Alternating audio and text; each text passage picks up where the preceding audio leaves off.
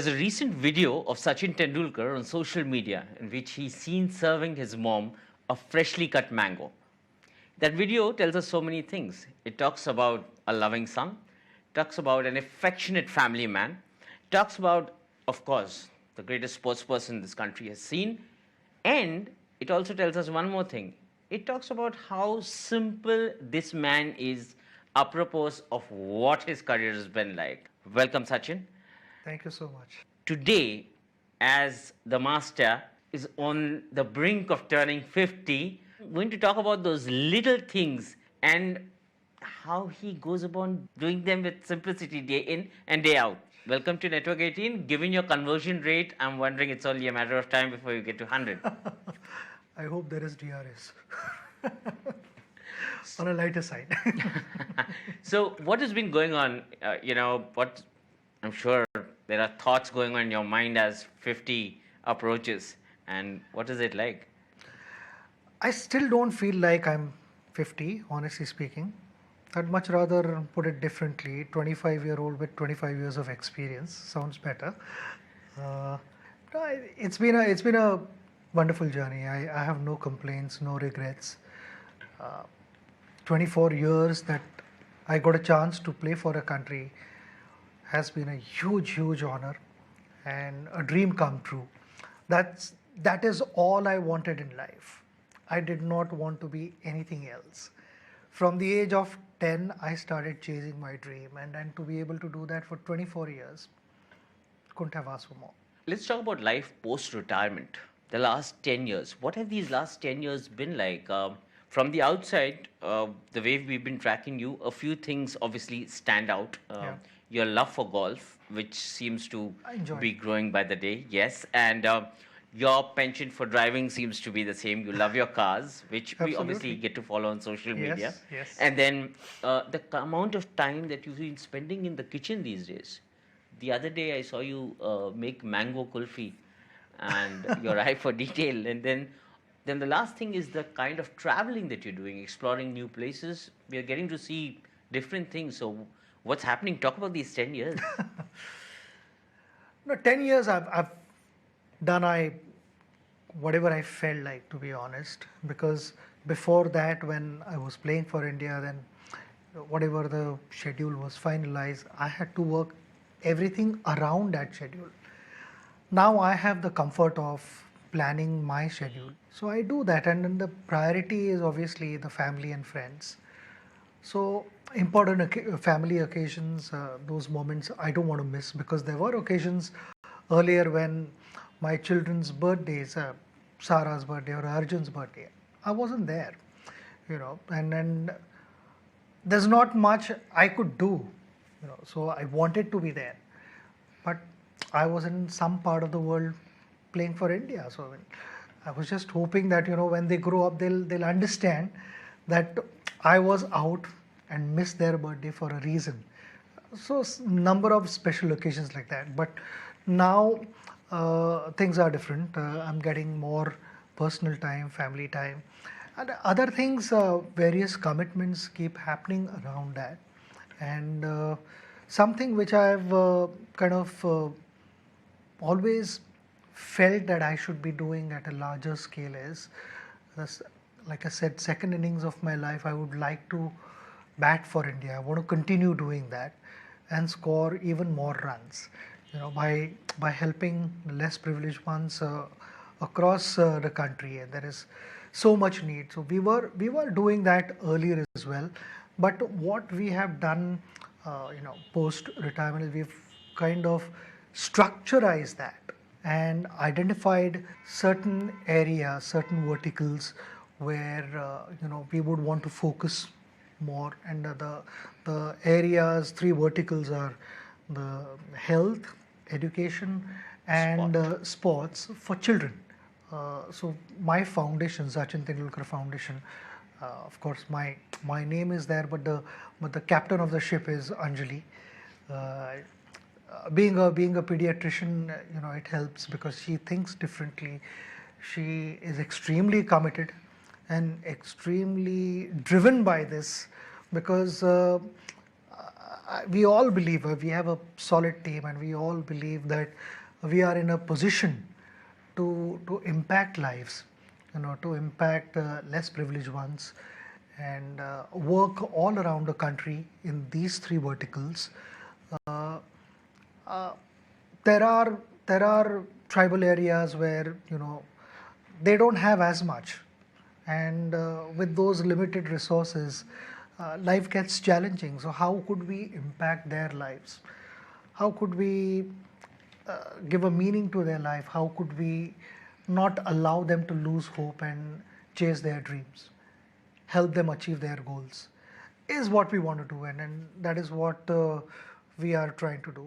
It's something which I want to uh, focus on, along with other things. Are number of things are happening in life, but this is another area where I would want to focus and spend my energy, and create In create fact, some impression the there. Sachin Tendulkar Foundation website, which speaks about all these things, I was noticing that you've been doing this from your playing days, right? I mean, it's just that after retirement, maybe you've got more time to probably focus on this. Yes, I would say so. I mean, earlier we were, but it was not that organized as such.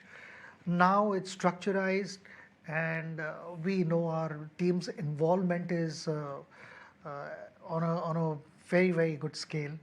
Though we keep pushing each other Right. as much as we possibly can, and that is how we are going to produce results. So feeling happy about whatever has happened is good, but we are not satisfied, and that is how it was on a cricket field. We would want to continue that in the second innings of my life as well. I still remember in your retirement speech, you just spoke about the greatest partnership of your life, and I'm sure this is bound to kind of give the best results. Which reminds me, after retiring from the game, how long did it actually take you to kind of realize that, listen, I mean, I don't have to wake up and go to the nets. I mean, life has changed. Maybe it didn't happen the very next morning, right? How long before you actually got used to the fact that you could slow down a bit? See, my retirement was gradual. So it wasn't that I suddenly retired and from tomorrow morning, oh, what do I do? Where do I go? It was never a situation like that. I first retired from ODIs, then I retired from IPL, and then I retired from Test cricket. That's great. And I always wanted that one big game for India. I didn't want multiple retirements. So just that one moment, and it came at the right time. What a moment.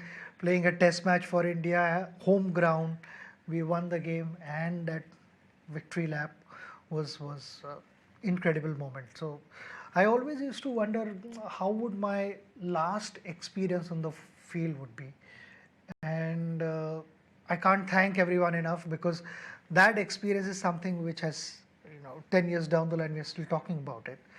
And when I woke up the next morning, I have this habit of making my own tea and all that, either coffee or tea, whatever I feel like having. I did exactly the same. Okay. I sat at home, and I was, it felt a little different. Yeah, I don't need to now start preparing for the next series or the next match, whatever. I need not think about all those things. It did feel that way. Sachin, those memories start rushing back. Tell me that entire what we saw, after the game got over, the presentation ceremony, all of that was impromptu. Like all of that was happening real time. I mean, how much of that? Actually, the match was first of all a 5-day game, Yes. which didn't last 5 days. On the third evening itself, we were doing Yes. this interview. And I still remember post-match presentation. I was down there along with my teammates, and thinking that this is the last time I'm standing with the team. It's never going to happen again in my life. I'm never going to walk on the field as an active Indian cricketer. And I was in the dressing room. I said, if we have a press conference on the sixth morning, so 5-day test match, then we finish this function, and we had organized a press conference on sixth morning. So I said, sixth day, by then, 2 days would have passed. Right now, people would want to know my views and all that. And I should speak. So when the Star TV guy came to me, he said the program is, the losing captain would be called. There would be man of the series, man of the match, and all that. Then they will call you, and then the winning captain, and then you guys, once the winning captain's interview is done, then you guys do a group photograph with the trophy. I said, what is my role in this? He said, you will be called. Ravi was going to interview me. He said, Ravi is going to ask you 3 questions. So I made a request there. I said, is it possible that I speak for some time rather than answering 2-3 questions? And I said, the field is yours. You can go and speak for as long as you want. I said, this time I'm not going to speak for 3-4 minutes. It may be a little longer than that. Though I ended up speaking for 20 minutes apparently. And until that you were not prepared for anything that you were going to. No, I more or less knew what I was going to say. Yeah. That's why I'd written down the names, because I didn't want to forget anyone. So I'd written down the names, and each person I kind of knew what I was going to say. But number of things happened there, and then I saw Saurav, Rahul and Lakshman on the screen. mega screen, and I spoke to them also through that. So those kind of things kept happening, but it wasn't planned. Everything was unplanned, and it's just a message from up above that do it now, and I did that. I was looking at the enormity of what happened in those years, and the value of gold is something that stuck in my mind. And I was thinking, we're talking about a time when there was no technology, no internet, nothing. I mean, you're talking about the cricketer who became the first sportsperson in India to sign a professional contract. There was no internet and all that you mentioned, and that rings a bell. I mean, I'll tell you one story which I've not shared with many. In the first half of my career, I used to come back home from long tours with multiple video cassettes. And both me and my brother Ajit, we would sit together and go through each and every ball played on that tour. And then the areas where I did well were also marked, and the areas where I needed to make certain changes, those things were discussed. And that's why, I would kind of remember what has happened, because I have watched that multiple times. Though it has in reality happened only once there in the middle, but off the field we've sat together and watched that 50, 60 times. And those were the days. And that's why when you spoke about internet, YouTube and all that, nothing was there. Video cassettes were there. In 1995, when you signed your first deal, you brought professionalism, into the scheme of things. And in 2001, when you renewed that deal, Yep. you kind of course, the professionalism bit continued, but then you opened up the floodgates for India to look at a new future from a sports perspective. Is when I think the mothers agreed to allowing their child to play cricket with a career perspective. Yeah, I remember when I signed a contract in 1995, certain people didn't agree with that, and there were also opinions on that. Now I'm chasing money. In fact, it was the other way around. I wanted to be totally focused on cricket and nothing else. And that was a big moment in my life, because it allowed me to only focus on cricket. With all said and done, one may want to be focused on cricket, but if you've got pending things, you are bound to take some interest in those things and make sure that everything is aligned properly. I didn't have to do all those things. Before that, it was my brother who looked after everything, and my father would also at times get involved. But after that, little bit here and there, family involvement was there. When I got married, then Anjali also became part of it. Her father would also sometimes take interest and help us out. So it was a big team working on it. But we knew that the major job was being handled by Mark and his team.